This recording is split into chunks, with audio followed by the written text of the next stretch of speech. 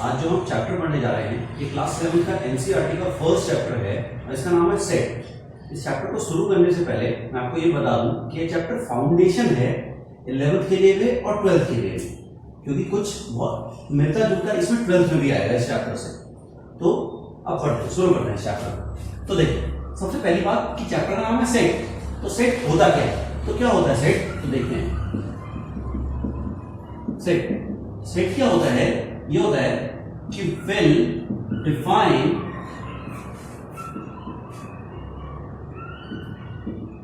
Collection of objects of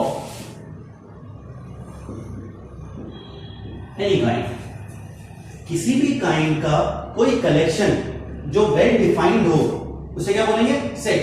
अब थोड़ा इसको इलैबोरेट करते हैं कि वेल डिफाइंड होगा क्या, कैसे ऐसा कौन सा कलेक्शन जो वेल डिफाइंड हो। तो वेल डिफाइंड क्या होगा, वेल डिफाइंड ऐसा कलेक्शन होगा कि जो which is not changing from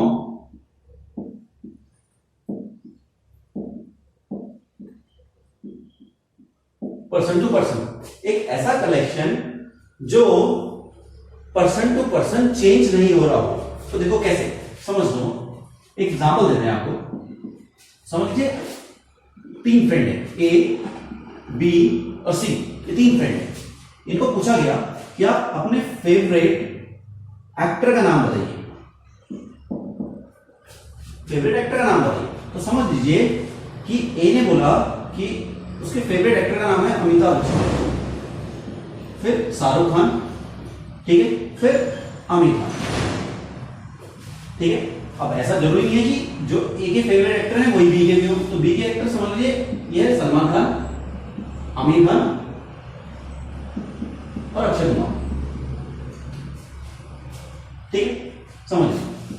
फिर जो सी है इसका है आयुष्मान खुराना, ठीक है, फिर आपका रणवीर सिंह हो गया और रणबीर कपूर हो गया।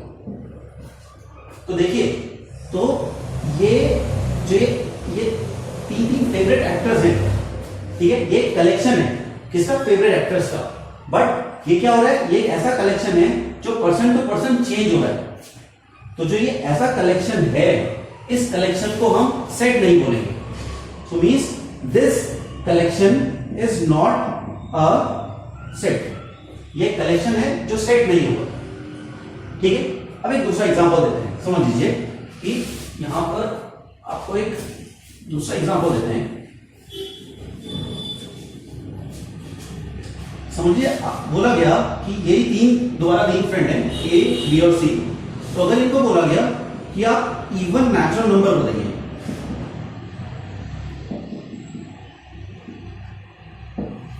इवन नेचुरल नंबर बताइए, और अगर थोड़ा स्पेसिफाई कर दूं तो लेस देन 10। तो इवन नेचुरल नंबर अगर लेस देन 10 बोला जाए तो ये क्या बोलेंगे, 2 4 6 8, ये आंसर होगा। इसका भी क्या होगा, 2 4 6 8, और इसका भी क्या होगा, 2 4 6 8। तो ये क्या है, ये कलेक्शन है, collection of a natural number less then 10, even natural number less then 10, और ये जो कलेक्शन है ये पर्सन टू पर्सन चेंज नहीं हो रहा है। तो एक ऐसा कलेक्शन, ठीक है, जो पर्सन टू पर्सन चेंज नहीं हो रहा है, उसको क्या बोलेंगे हम, set. Means this collection is known as set. This collection is known as set, ठीक, समझ आया। तो क्या है, एक सेट एक ऐसा है कि एक ऐसा कलेक्शन जो पर्सन टू पर्सन चेंज नहीं हो रहा है, एक ऐसा कलेक्शन जो पर्सन टू पर्सन चेंज नहीं हो रहा है। तो देखिए अब आगे देखते हैं। तो सबसे पहले क्या पढ़ा कि सेट एक कलेक्शन है, वेल डिफाइंड कलेक्शन, ठीक है, of any kind of object which is not changing from person to person, ठीक है। तो देखिए अब बात आती है कि ये सेट को हम रिप्रेजेंट कैसे कर सकते हैं, इस सेट को रिप्रेजेंटेशन कैसा होता है। तो देखते हैं इसमें representation of set, representation of set, set को रिप्रेजेंट कैसे कर सकते हैं।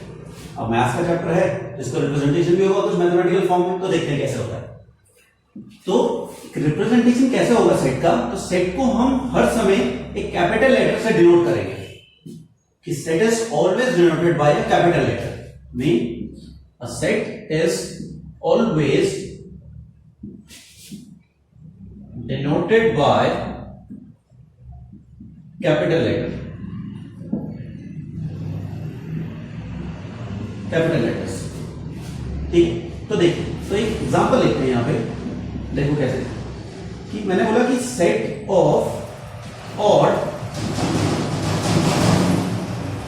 नेचुरल नंबर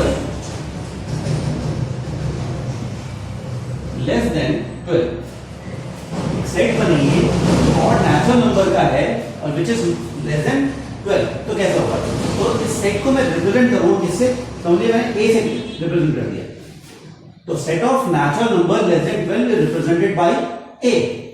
अब कुछ एलिमेंट्स आएंगे इसके अंदर, तो वो कैसे लिखेंगे, देखो, तो सेट को रिप्रेजेंट करने का तरीका है कैपिटल लेटर से लिखेंगे, और इसके जो ये एलिमेंट्स आएंगे, जो ये नेचुरल नंबर है, इनको बोलेंगे हम एलिमेंट्स।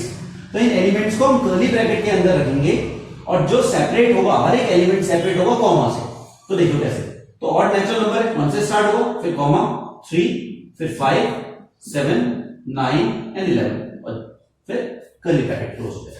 तो रिप्रेजेंटेशन कैसा है कि रिप्रेजेंटेशन है सेट्स का कि हम इस तरीके से रिप्रेजेंट करेंगे, कैसे कि set is always denoted by a capital letter, ठीक है, और उसके अंदर जो एलिमेंट्स आएंगे वो कर्ली ब्रैकेट्स के अंदर आएंगे, और उनको हम कैसे सेपरेट करेंगे, कॉमा से सेपरेट करेंगे। ठीक है, तो फिर ये क्वेश्चन आता है कि सेट को क्या हम इसी तरीके से रिप्रेजेंट कर सकते हैं, ठीक है, सेट को हम इसी तरीके से रिप्रेजेंट कर सकते हैं, कुछ और तरीका भी है। तो देखिए, तो रिप्रेजेंटेशन का के आपको दो तरीके हैं, रिप्रेजेंटेशन करने के दो तरीके। तो रिप्रेजेंटेशन ऑफ सेट्स कैसा है, पहला हम है कि रोस्टर फॉर्म, रोस्टर फॉर्म, और इसको हम क्या बोल सकते हैं, टेबुलर फॉर्म भी बोल सकते हैं। ठीक है, पहला है रोस्टर फॉर्म और टेबुलर फॉर्म, और दूसरा है सेट बिल्डर फॉर्म एंड क्या और बोल सकते हैं इसको, और property method.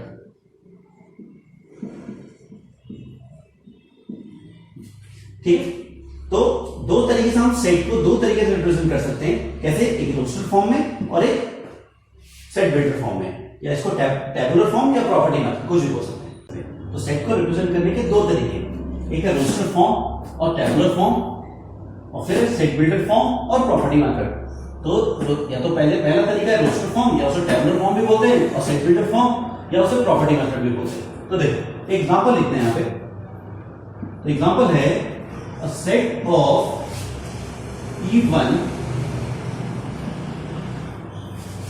natural number less than 10।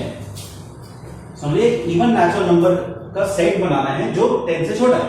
तो देखिए कैसे करेंगे हम, तो समझ लीजिए कि इवन नेचुरल नंबर के सेट को मैं रिप्रेजेंट कर रहा हूं कि ये बी है, तो it is denoted by B, means B represent the set of even natural number less than 10। ठीक है, तो कैसे लिखूंगा इसको, तो even natural number 2 से स्टार्ट होगी, या 2, 4, 6 एंड 8, तो less than 10 ये हो गया। तो जो ये सिंपल रिप्रेजेंटेशन है, means it is denoted by capital letter and the elements is separated by a comma, तो इसको हम बोलेंगे ये है आपका रोस्टर फॉर्म, ये आपका रोस्टर फॉर्म है। ठीक है, और अगर मैंने इसी एलिमेंट्स को एक वर्ड की फॉर्म में लिख दिया तो उसको हम सेट बिल्डर फॉर्म बोलेंगे। तो देखो कैसे, समझ लीजिए कि दोबारा से यही एक सेट है बी, तो इन एलिमेंट्स को मैं किससे डिनोट करूंगा, एक वेरिएबल से। x is a variable that is representing a elements 2, 4, 6 and 8। ठीक है, एक वेरिएबल है, और ये दो डॉट है, इनको बोलेंगे सच दैट। ठीक है, अभी बताता हूं मैं थोड़ी देर में। तो x सच दैट, अब क्या है, x एक इवन नेचुरल नंबर है, तो इवन नंबर को कैसे रिप्रेजेंट करते हैं, इवन नंबर को रिप्रेजेंट जैसा आपने 10th में पढ़ा था, तो इवन नंबर को रिप्रेजेंट करते हैं, किसी भी नंबर को अगर मैं 2 से मल्टीप्लाई करता हूं तो इवन नंबर हो जाता है, कोई सा भी नेचुरल नंबर को अगर 2 से मल्टीप्लाई करता हूं तो इवन नंबर हो जाता है। तो देखिए, तो x इज अ 2 है, अब n यहाँ पे कुछ भी हो सकता है, 1 2 3 क्या क्या हो सकते हैं। तो देखो या तो ऐसे लिख सकते हैं कि n is greater than equal to 1 and less than equal to 4, but ये अभी भी पूरा नहीं हुआ क्योंकि n की वैल्यू यहाँ पे 1 1.1 1.2 1.3 बहुत सारी चीजें हो सकती है। तो यहाँ पे हमें एक रिस्ट्रिक्शन और लगानी पड़ेगी कि n क्या है, नेचुरल नंबर है। जो ऐसी रिप्रेजेंटेशन होगी इसकी, इसको बोलूंगा सेट बिल्डर फॉर्म। तो कैसे, क्या बोला कि x such that x is equal to 2n means एक इवन नेचुरल नंबर, n की वैल्यू 1 से लेके 4 तक जाएगी और सिर्फ नेचुरल नंबर होगी n की वैल्यू, क्योंकि अगर 1 से लेके 4 तक जाएगी तो 1.1 1.2 1.3 बहुत सारे नंबर हो सकते हैं, ठीक है। तो वो नंबर ना आए तो इसलिए हमने क्या लिख दिया कि n is a natural number, n is only a natural number. तो ये जो ये फॉर्म है इसको बोलूंगा मैं set builder form, set builder form, ठीक है। तो ये सेट बिल्डर फॉर्म, तो हम क्या बोलेंगे, तो ये दो तरीके से हम सेट को रिप्रेजेंट कर सकते हैं। कैसे, एक रोस्टर फॉर्म में और एक सेट बिल्डर फॉर्म में, ठीक है ना। तो ये दो फॉर्म्स है, इसको हम रिप्रेजेंट कर सकते हैं। अब देखो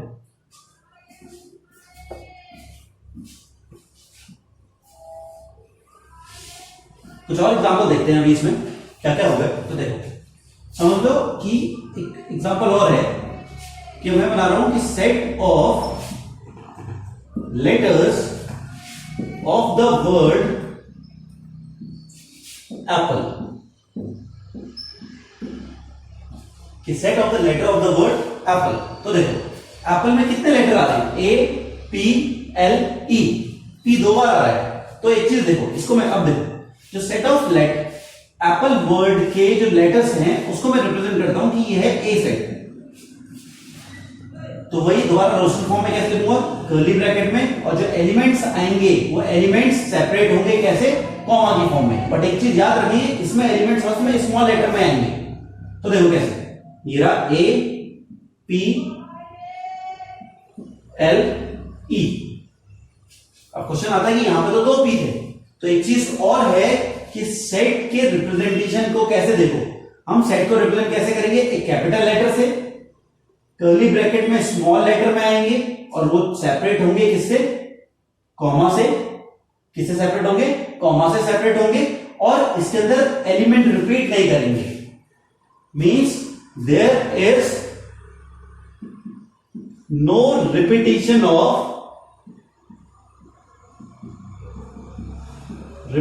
ऑफ एलिमेंट्स। हम इस सेट के अंदर एलिमेंट रिपीट नहीं करेंगे, ठीक है।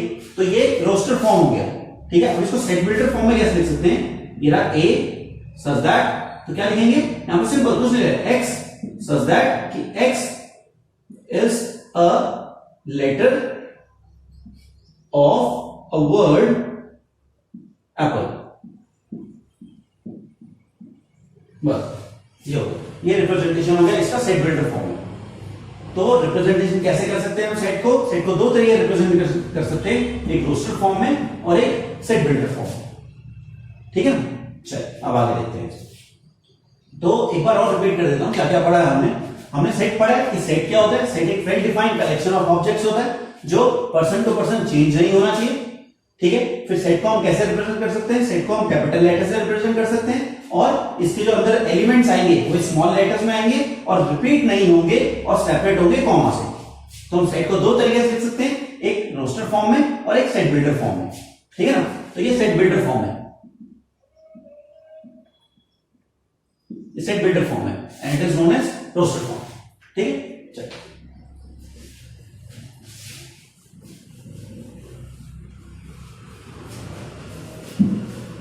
अब आगे बढ़ते हैं कि अब क्या होगा कि सेट हम ये इसी टाइप के सेट होते हैं। अब हम पढ़ेंगे टाइप्स ऑफ सेट, कि सेट को सेट कितने टाइप से होते हैं। तो देखो टाइप्स ऑफ सेट्स, तो टाइप्स ऑफ सेट्स में सबसे पहला आता है आपका, यह आपका एम्प्टी सेट, इसको हम एम्प्टी सेट या इसको हम नल सेट भी बोलेंगे या हम इसको वॉइड सेट भी बोलेंगे। तो एम्प्टी मतलब एक ऐसा सेट जिसके अंदर कोई एलिमेंट ही नहीं है, ठीक है। तो क्या लिखेंगे हम, देयर इज नो एलिमेंट, जिसमें कोई एलिमेंट ही नहीं होगा। देखो जैसे कैसे, ये रहा एक सेट है, सेट को रिप्रेजेंट वही कैपिटल लेटर से करेंगे, बट इसके अंदर कोई एलिमेंट नहीं है, तो इट इज अ सेट, ठीक है, विच कंटेन नो एलिमेंट्स। तो कोई एलिमेंट ही नहीं है, तो इसको क्या बोलेंगे, एम्प्टी सेट। और इसका रिप्रेजेंटेशन ऐसा भी होता है कि a इज इक्वल टू 5। तो हमने क्या क्या, देखो क्या क्या नई चीज पढ़ी, एक है 5, तो इसको क्या बोलेंगे हम, 5। एक हमने पढ़ा था यहां पे, इसको बोलते हैं सच दैट। एक पढ़ा था हमने ये, इसको बोलेंगे बिलोंग्स टू, ठीक है ना। तो ये चीज हमने पढ़ी, तो ये 5, ये सच दैट, ये बिलोंग्स टू, ठीक है। चलिए दूसरा है, दूसरा टाइप है ये सिंगलटन सेट। अब ये वाला सेट था जिसमें कोई सा भी एलिमेंट नहीं था, ये एक सेट आएगा जिसमें सिर्फ एक ही एलिमेंट होगा। तो देखो, the set, a set contain only one element, एक सेट जिसमें सिर्फ एक ही एलिमेंट आएगा, ठीक है। जैसे ये समझ लो, ये ए सेट है, इसमें सिर्फ ये डाल दिया हमने, ठीक है। ये और हो सकता है, ये बी सेट है, इसमें 1 डाल देते हैं, तो ये सिंगलटन सेट है, ठीक है, ये सिंगलटन सेट। फिर तीसरा है आपका ये फाइनाइट सेट। नाम से पता लग रहा है, the elements which are countable और finite. So the number of elements in a set are countable or finite, ठीक है। समझ लो, एक सी एक सेट है, ये रहा आपका 1 2 3 4, ये ठीक है। तो ये है जिसमें हम नंबर एलिमेंट्स काउंट कर सकते हैं, तो ये फाइनाइट सेट। फोर्थ है आपका इनफाइनाइट सेट। तो नाम से ही पता है कि एक ऐसा जिसमें नंबर ऑफ एलिमेंट हम काउंट नहीं कर सकते। तो the number of elements in a set are finite. एक ऐसा सेट जिसमें नंबर ऑफ एलिमेंट्स क्या है, मतलब जिसमें number of elements are not finite, जिसमें काउंटेबल नहीं है। तो देखो समझ लो, ये डी एक सेट है, और ये समझ लो सेट ऑफ नेचुरल नंबर बोल दिया मैंने कि 1 2 3 4 5 और ये चल रहा है, ठीक है। ऐसे बोल सकते हैं कि D is a set of natural number.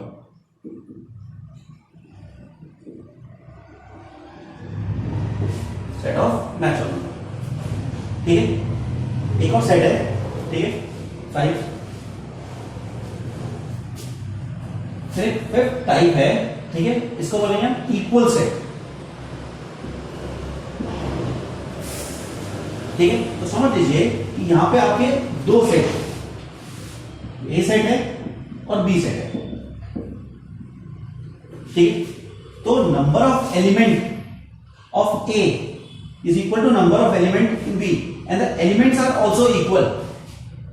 कि जो ए के एलिमेंट्स हैं वही बी के एलिमेंट्स भी होने चाहिए, और जो बी के एलिमेंट्स हैं वो ए के एलिमेंट्स होने चाहिए। Means the element of A are exactly same as the element of B and B element of B are exactly same as the element of A. तो लिख देते हैं यहां पर,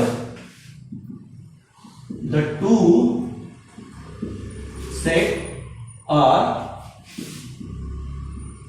said to be equal set if the element of first set are exactly same as the element of second set. ठीक है, एक ऐसा सेट, दो ऐसे सेट जिसमें फर्स्ट सेट के एलिमेंट एग्जैक्टली सेम हो सेकंड सेट के एलिमेंट, एंड वाइस वर्सा, और ये इसका उल्टा भी सेम होना चाहिए। ठीक है, कि बी सेट के सारे एलिमेंट एग्जैक्टली सेम होने चाहिए किसके, ए सेट के एलिमेंट के। ठीक है, चलिए एग्जांपल देखते हैं। समझ लीजिए कि ये ए सेट है और ये लिख दिया मैंने कि set of letter of the word loyal.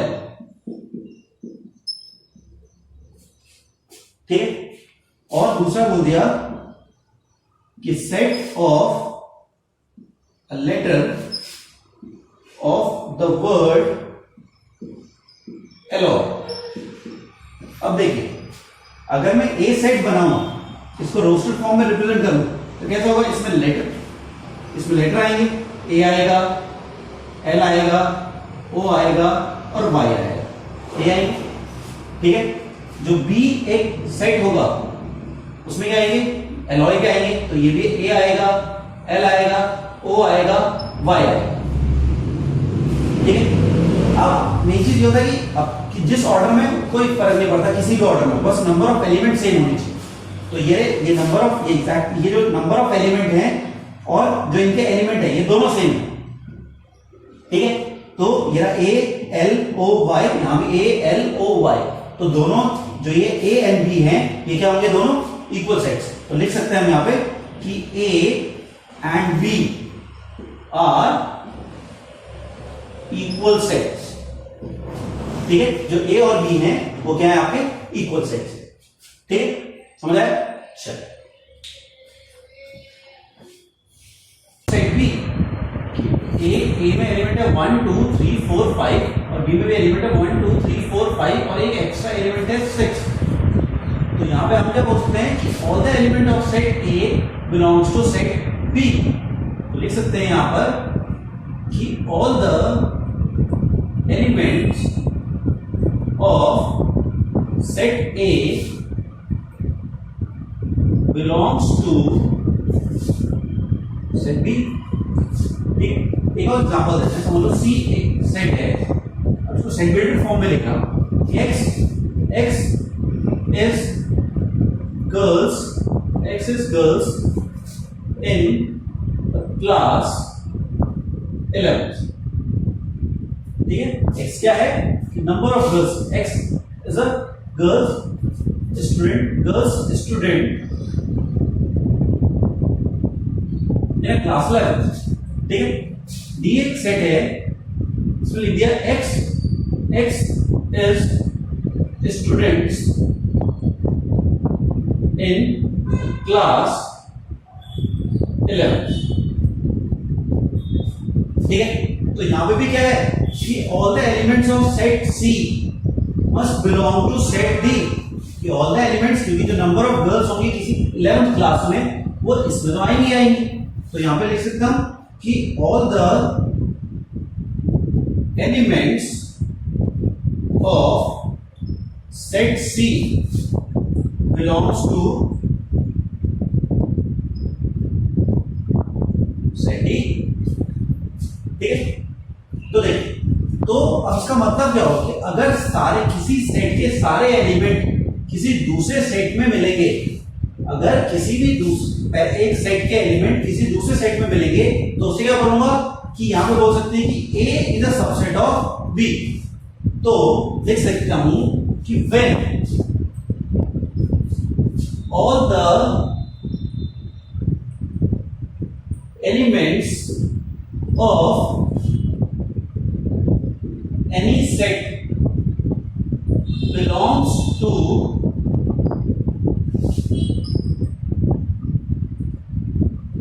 another set, then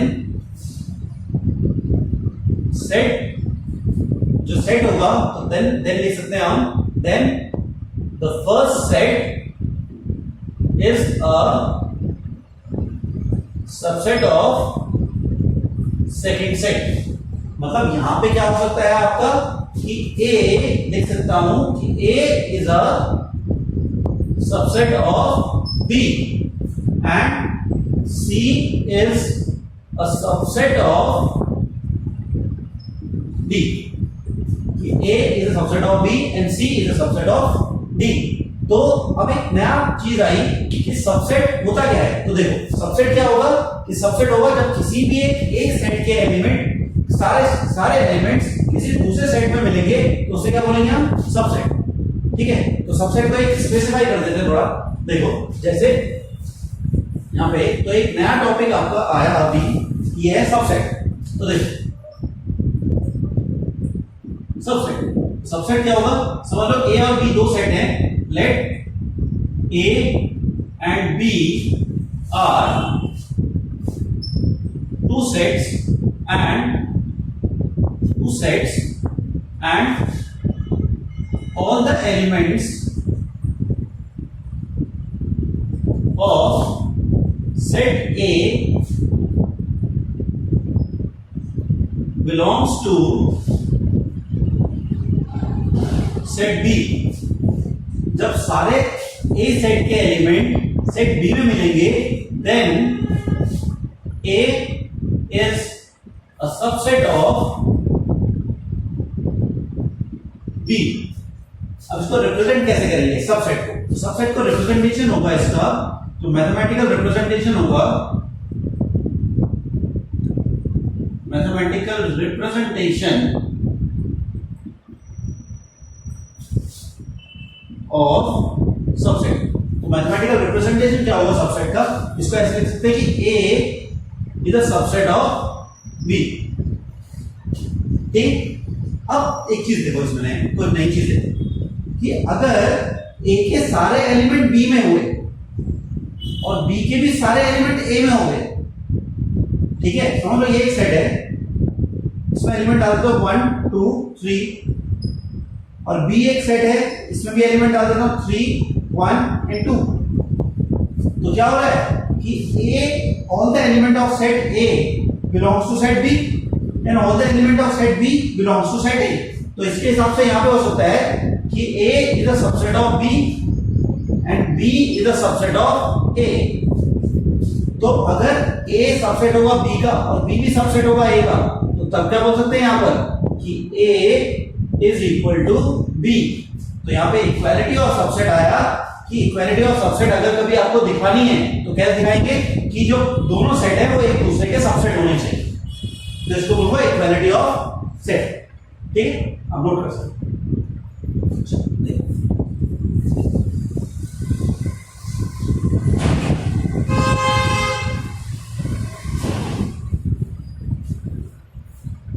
एक चीज और देखते हैं, प्रॉपर सबसेट। प्रॉपर सबसेट देखिए, समझ लो कि आपके दो सेट हैं कि let there be two sets A and B. ठीक है, और क्या है, all the elements of set A belongs to set B। ठीक है, तो ये चीज हमने सबसेट में पढ़ी थी कि सारे एलिमेंट सेट A के सेट B में मिलेंगे तो उसे सबसेट बोलेंगे। तो प्रॉपर सबसेट में इसमें एक डिफरेंस ये है, and A is not equals to B। A और B इक्वल नहीं होने चाहिए। अभी पिछले अभी पहले पढ़ा था कि क्या बोलते हैं कि जो A सेट था वो B सेट के इक्वल भी हो सकता है, क्योंकि उसमें हम बोल सकते हैं कि A is subset of B। ठीक है, तो बट प्रॉपर सबसेट क्या होगा कि A के सारे एलिमेंट B में तो मिलने चाहिए बट A और B इक्वल नहीं होने चाहिए। ठीक है, सबसेट एक जनरलाइज है। ठीक है, सबसेट क्या है, सबसेट एक जनरलाइज है, सबसेट में A इक्वल टू B हो सकता है। ठीक है, तो यहां पे एक चीज लिख सकते हैं, यहां पे देखो सबसेट और यहां पे है प्रॉपर सबसेट। डिफरेंस लिख देते हैं इसमें कि प्रॉपर सबसेट समझ लो कि all the elements of set A belongs to set B। ठीक है, प्रॉपर सबसेट में भी यही है कि all the elements of set A belongs to set B. ठीक है, तो ये जो मेन डिफरेंस है वो ये है कि दूसरा डिफरेंस क्या है? दूसरा डिफरेंस है कि यहां पर कि ए में और may not be equal to b। a b के इक्वल हो भी सकता है और नहीं भी हो सकता है, बट प्रॉपर सबसेट में क्या होगा कि जो a है वो b के इक्वल नहीं होगा। ये कंफर्म है कि अगर a b के इक्वल नहीं है और a के सारे एलिमेंट b में है तो हम क्या बोलेंगे उसे कि a is a proper subset of b। ठीक है, बट जो एनसीईआरटी में है, एनसीईआरटी में जो जनरलाइज में लिखा हुआ है, एनसीईआरटी में सिंपल उन्होंने सबसेट ही लिखा हुआ है। ये सबसेट में इक्वल हो भी सकते हैं, नहीं भी हो सकते हैं, तो इसलिए हम जनरलाइज में सबसेट ही बोलते हैं। जैसे समझ लो एक क्वाड्रिलेटरल है, quadrilateral is a four sided figure. ठीक है, बट हम अगर स्पेसिफिक में जाए तो वहां पे स्क्वायर होता है, रोम्बस होता है, रेक्टेंगल होता है, there are specific type of quadrilateral. तो यही यहां पे क्या है, सबसेट एक जनरलाइज्ड टर्म है और क्या हो गया, प्रॉपर सबसेट एक स्पेसिफिक टर्म है। ठीक है ना, तो देखो